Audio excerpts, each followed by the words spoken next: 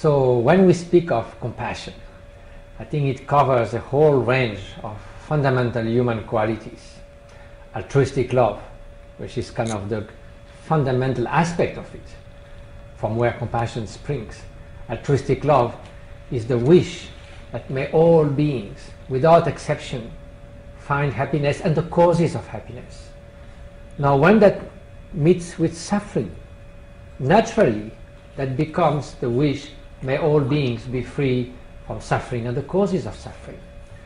That includes concern for others, solicitude, empathy, a whole range of valuing others, so that once you have recognized that deep within, no one wakes up in the morning thinking, may I suffer the whole day and if possible my whole life.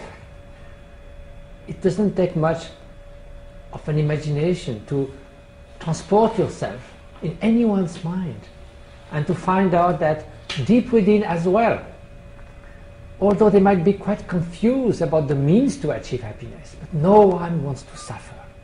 So if you recognize that, just as you value your quest for happiness and to avoid suffering, you will give equal value to that of others. So that's really the fundamentals.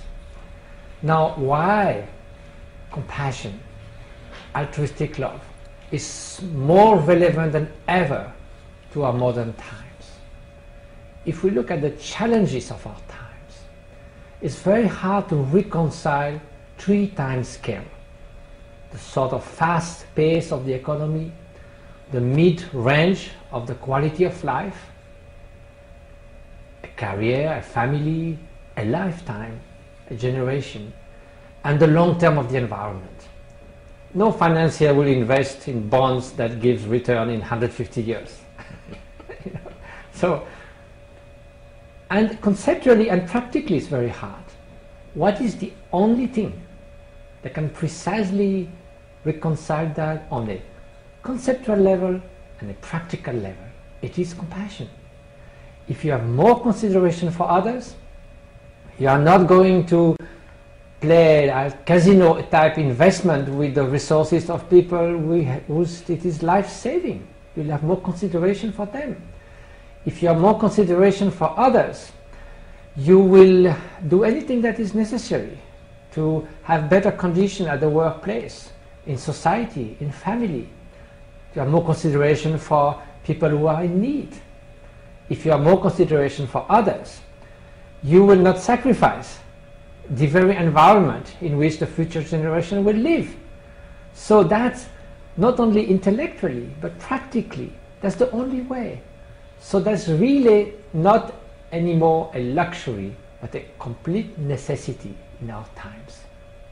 So if we want to bring about a more compassionate, a more altruistic society, there are a number of questions. First, we must recognize that genuine altruism exists.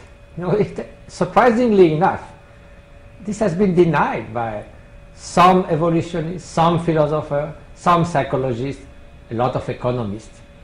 But this, I will say a few words, that is not the case.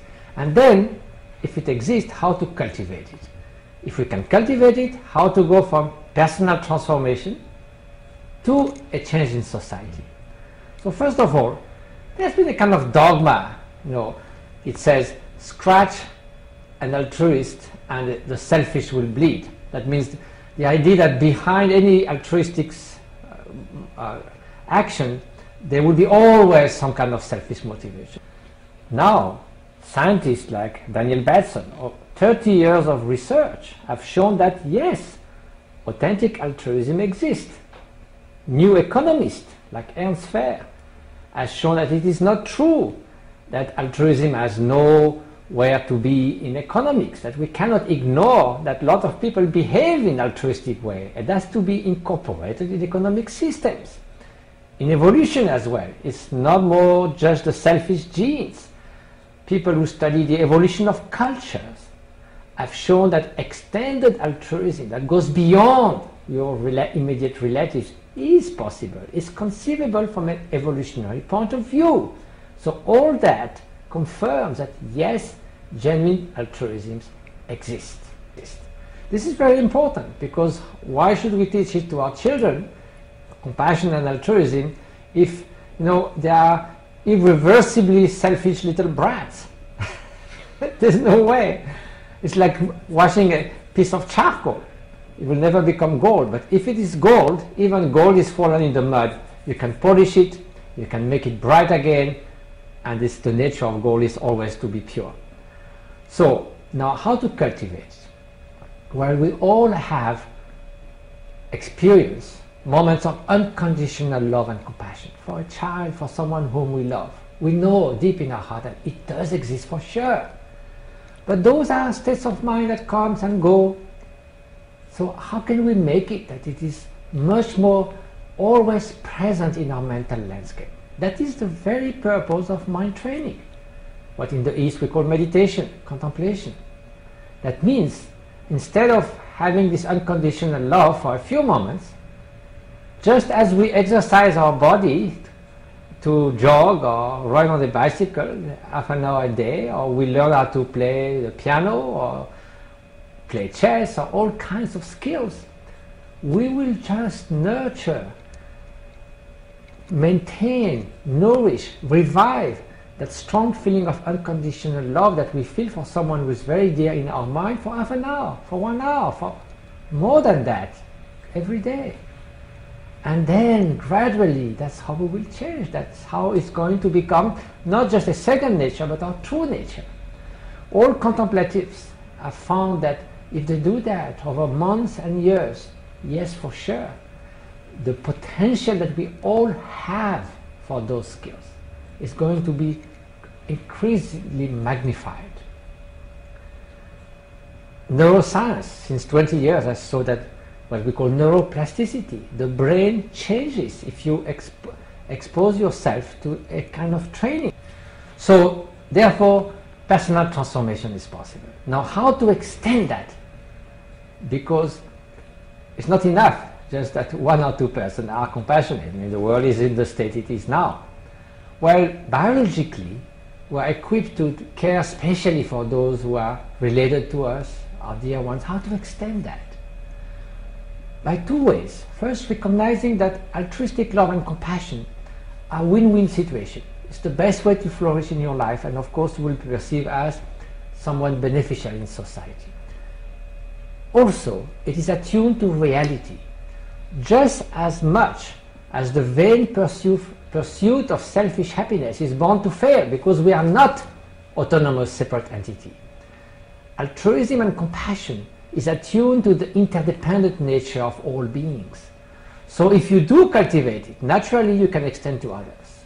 In short, compassion is not a reward for good behavior. The absence of it is not a punishment for bad behavior. This is about moral judgment, which exists, of course, but compassion is about removing suffering and its cause, whatever suffering might be, whatever the causes might be. Sometimes people say, oh, I cannot feel love and compassion towards a bloody dictator.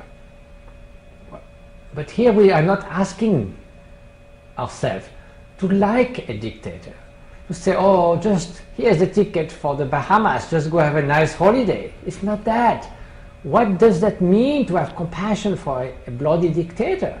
It's to wish from the depth of one's heart, may the hatred, the cruelty, the indifference, the greed that has caused that person to create immense suffering, may that disappear from that person's mind. So here compassion is not approving the conduct of someone, but it is like a physician that looks at a very insane person. He's not going to take a stick to beat the patient. He's going to find any possible way to control the mad person and then try to cure the mad person. So that's how we can extend gradually compassion from our dear ones to strangers, and eventually to those who are obnoxious people to ourselves, to society, to human beings, to the planet. So then we can truly speak of unconditional, authentic compassion and altruistic love.